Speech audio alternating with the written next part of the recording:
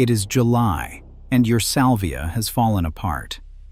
A few weeks ago, it was a tidy mound covered in purple spikes, and now it has flopped wide open, splitting in the middle, the stems sprawling out sideways in a 3-foot circle, smothering everything around it.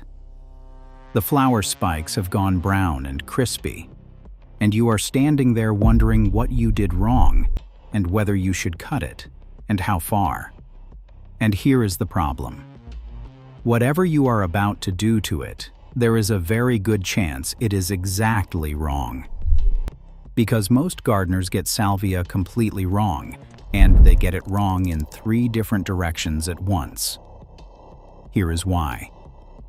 Salvia is not a plant.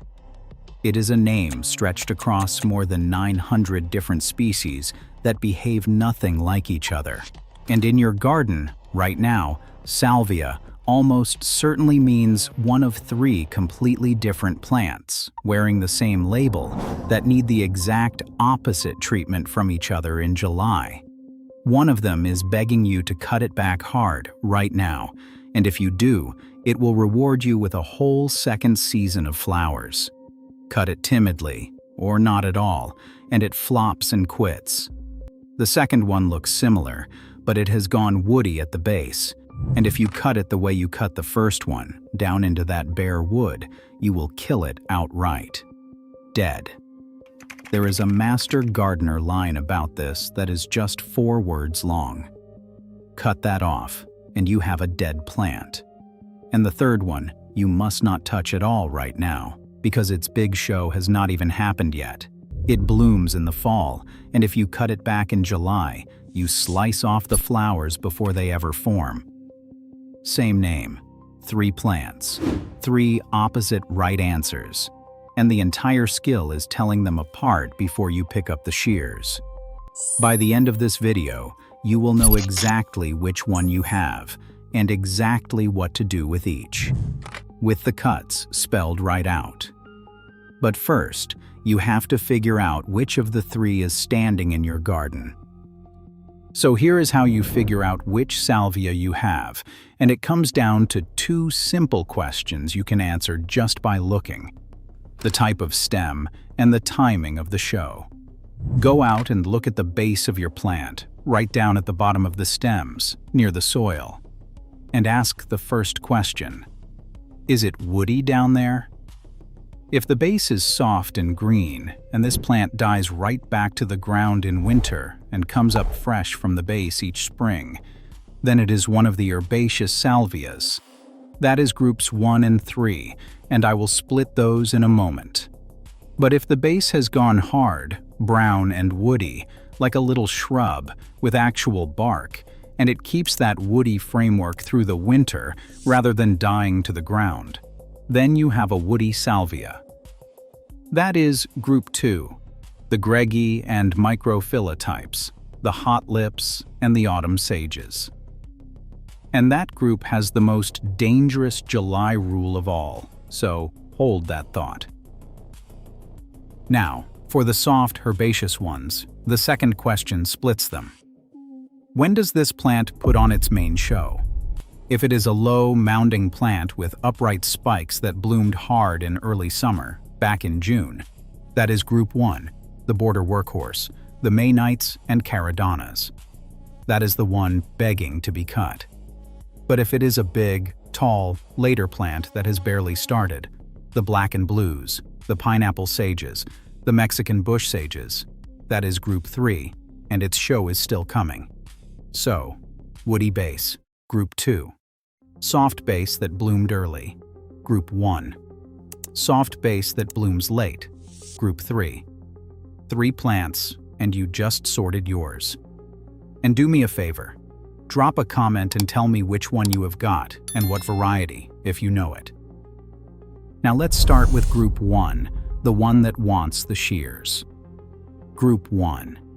The border salvias, the Maynites, the Caradonas, the East Frieslands, the whole Nemorosa and Sylvestris family.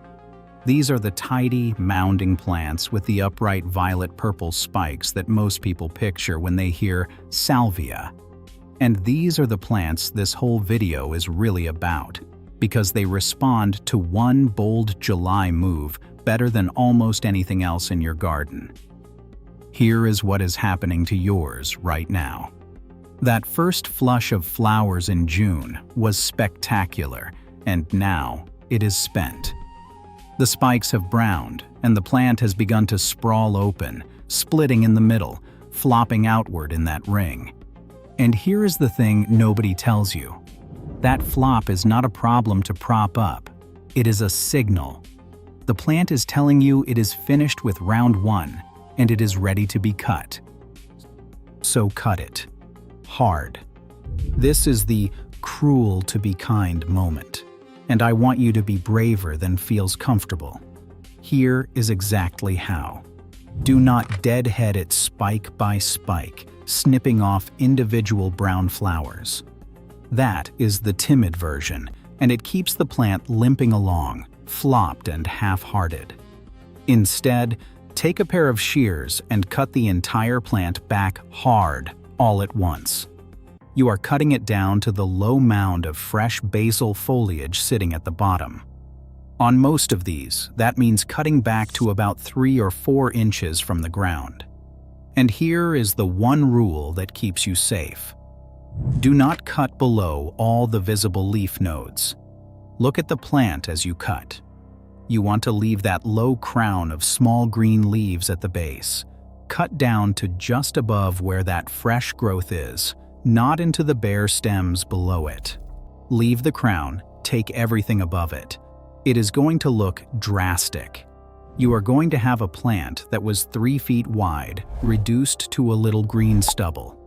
Do it anyway, because in about 4 to 6 weeks, that plant sends up a whole fresh flush of new spikes on a tidy, compact mound, and it blooms again. And if you keep after it, many of these will give you 3 or even 4 rounds of flowers in a single season, right through to frost. Now, 2 things make the difference between a good rebloom and a weak one. First, feed and water it. You have just cut off the entire top of the plant and asked it to build a second one in the heat of summer. It cannot do that on empty. So right after you cut, give it a balanced feed and a deep drink, and keep it watered while it pushes that new growth. Second is timing, and this is where your zone matters. In the cold zones, 3 and 4, your season is short, so shear by the middle of July at the latest, or the second flush will not have time to open before frost. But in the hot zones, 7 and 8, brutal summer heat can actually stall the rebloom after a hard cut, so a lot of gardeners there deadhead lightly through the worst of July and August, and save the one hard shear for late August to drive a big fall display instead. And one bonus trick, for the flopping specifically, that you use earlier in the season. If your salvia flops every single year and you are tired of it, next spring, pinch out the first couple of sets of flower buds as they form, and let the third set be the one that blooms. It costs you a little earliness, but it keeps the plant compact and stops the flop before it starts. So that is group 1. Cut it hard, to the crown, feed it, and it hands you the whole rest of the summer. This is the plant that made "cut your salvia" back in July into common advice. The trouble is, that advice is a death sentence for Group 2. And Group 2 looks almost exactly the same. Group 2. The woody salvias. The Gregii and microphylla types, the autumn sages, the hot lips, the Furman's reds, the whole shrubby tribe. And these are the ones that get killed every July by gardeners who just watched someone chop a May night to the ground and figured they should do the same. Here is the difference, and it is everything. Remember when you looked at the base of your plant. These ones have gone woody down there. Hard, brown, actual woody stems with bark. A little shrub framework that stays alive through the winter instead of dying back. And that woody growth follows the exact same brutal rule as lavender. You cannot cut a woody salvia down into bare old wood and expect it to come back. It will not reliably re-sprout from a bare woody stem with no green buds or leaves on it. Cut it there, and you are left with a dead stick, or a dead plant. The master gardeners put it as bluntly as it can be put. On the woody stem coming out of the ground, they say, "Cut that off, and you have a dead plant." And I have read the accounts of experienced growers who inherited old, overgrown Greggies, cut them back hard to renovate them, and watched 2 of the 3 simply never respond. Gone. So here is your July rule for these, and it is restraint. Do not do a hard, structural cut on a woody salvia now. What you can do, and should, is deadhead them and tip them. Take your shears and remove the spent flower spikes and just a few inches of soft, green, leafy stem below them. That tidies the plant and encourages more blooms without cutting into the wood. Light, green growth only, never down into the bare brown. The real structural pruning on these, the harder cutback to shape them, is a job for spring, when you can see the new green buds breaking and cut to just above them. Not July. And the honest part, because that is what we do here. These woody salvias have a lifespan, exactly like lavender. Even pruned perfectly, the Greggias and microphyllas tend to go woody, sparse, and tired around the 5-year mark. At that point, the right move is not a heroic prune. It is to take a cutting, root it, and replace the plant. They grow fast, so it is no great loss. Now, before the third group, a quick word, because there is a plant in your garden that demands this exact same skill. Quick one, because the skill this whole video is teaching is not really about salvia. It is about knowing what you are cutting before you cut it. Same shears, same afternoon, and one plant wants the hard chop while the plant right next to it dies if you try it. The whole game is telling them apart before the blade closes.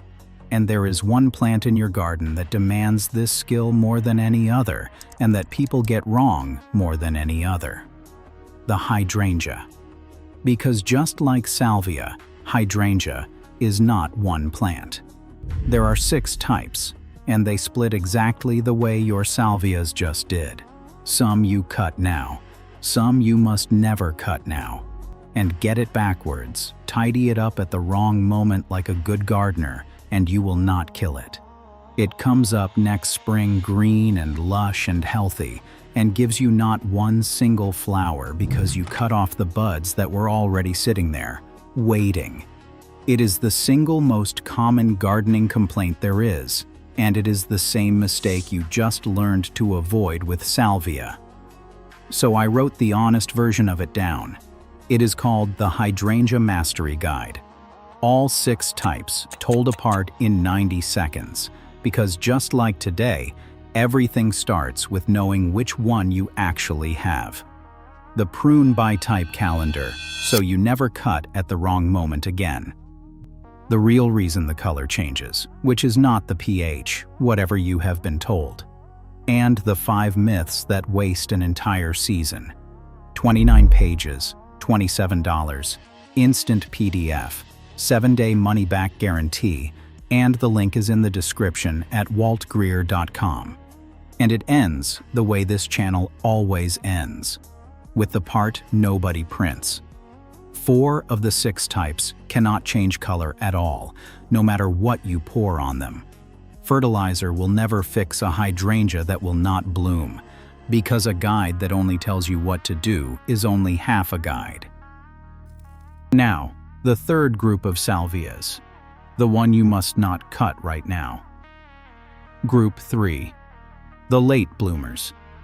And this is the group that gets cut down by mistake, out of tidiness, right before it was about to give the best show in the whole garden. These are the big, tall, dramatic salvias that come on late. The black and blue, and the other Garaniticas, Mexican bush sage, the leucantha, with those velvety purple wands, pineapple sage, the elegans. These are soft-stemmed plants, like Group 1, that die back to the ground in cold winters. But unlike Group 1, they do not do their thing in June. They are just getting started in July, and they build toward a huge display in late summer and fall, right up until frost. So here is the rule, and it is the opposite of everything I told you about Group 1. Do not cut these back now. Do not shear them in July. Here is why, in plain terms. Cutting a plant back delays its flowering. So if you take the shears to your black and blue or your Mexican bush sage in July, you are not resetting it for a rebloom the way you would a May night. You are chopping off the growth that was about to carry the fall flowers and pushing that whole show back, possibly past the point where frost cuts it off entirely. You would be canceling the very display these plants exist for. And here is a nice bit of biology that means you do not even need to fuss with them. These salvias branch out on their own. Once a flower stem on a Granitica finishes, the plant naturally sends out new shoots below it, all by itself. So it keeps itself going without your help. The single most useful thing you can do for Group 3 in July is leave it alone. If a tall one is flopping, stake it. That is it. The real cutback on these comes later. In cold climates, you cut them to the ground in spring, leaving the old growth over winter to protect the crown. In mild climates, you can cut them back in fall after they finish. Either way, not now. So let me make the sorting dead simple, because this is the whole ball game. Woody base, that is Group 2, deadhead only. Save the real cut for spring. Soft base that already bloomed hard in early summer and is now flopping, that is Group 1. Cut it hard to the crown right now. Soft base that is tall and has barely started, blooming late, that is Group 3. Hands off until fall or spring. Bloomed already, cut it. Blooms later, leave it. Woody, tread lightly. That is the entire decision. Now, a few things that apply across all three. A few rules apply no matter which of the 3 salvias you have got in front of you. First, water the ones you cut. If you cut a Group 1 salvia hard this month, you have just demanded a whole second plant in the heat of summer, and it cannot build one dry. So the plants you cut are exactly the plants that need a deep, steady drink over the following weeks while they push new growth. Cut, feed, and water are one action, not 3 separate ones. Second, and this one surprises people, do not overfeed them. Salvia is not a hungry plant. It is a lean, sun-loving, drought-tolerant thing that comes from poor soil. And if you pour on the fertilizer, especially anything high in nitrogen, you get exactly what nitrogen always gives you. Soft, leggy, floppy growth at the expense of flowers. So if you are one of the people fighting the flop every year, look hard at how much you are feeding and watering, because too rich soil and too much water are a major cause of that sprawl. A little feed after a hard cut, yes. A steady diet of rich fertilizer, no. Third, keep your blades clean. Wipe your shears with alcohol between plants.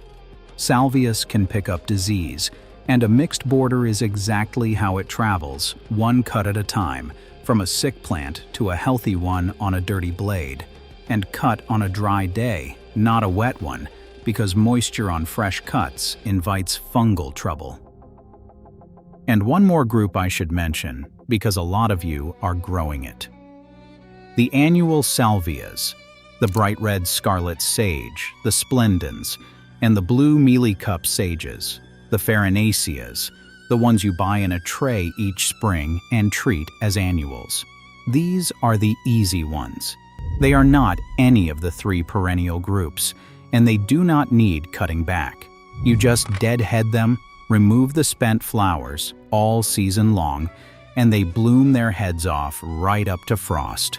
No hard shear, no woody-wood worries, no waiting for a fall show. Just keep picking off the dead ones. So let me pull the whole thing together, because it really does come down to one skill. Before we finish, do one thing for me. Think of one person you know with a salvia that flopped open into a sprawling mess this summer, who has no idea whether to cut it or leave it.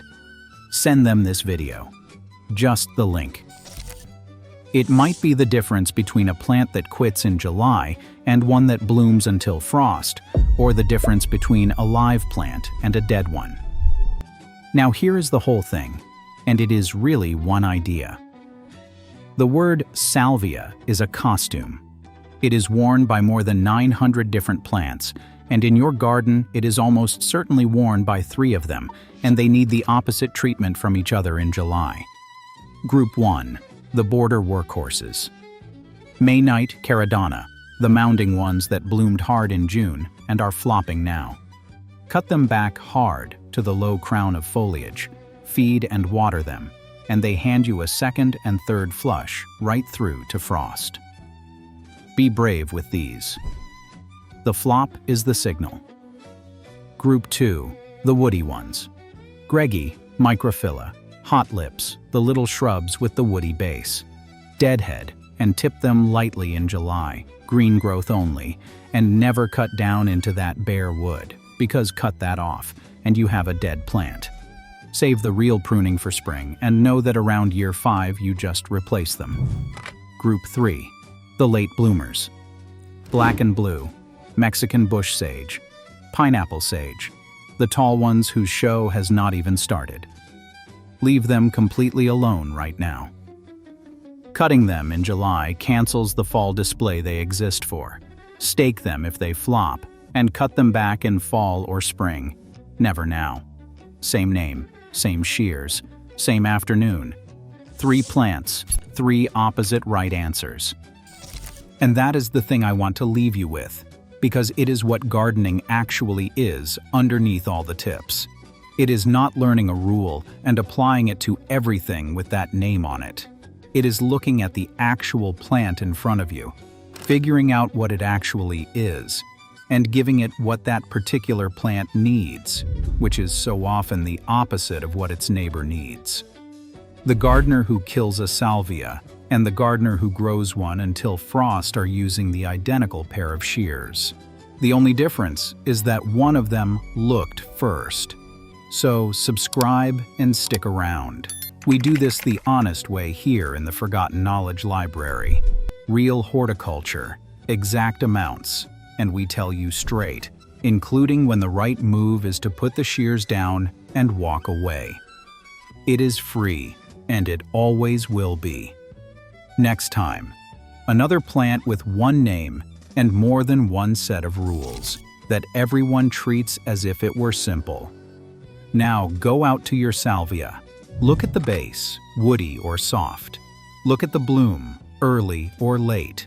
Then, and only then, decide whether to cut. I will see you in the next one.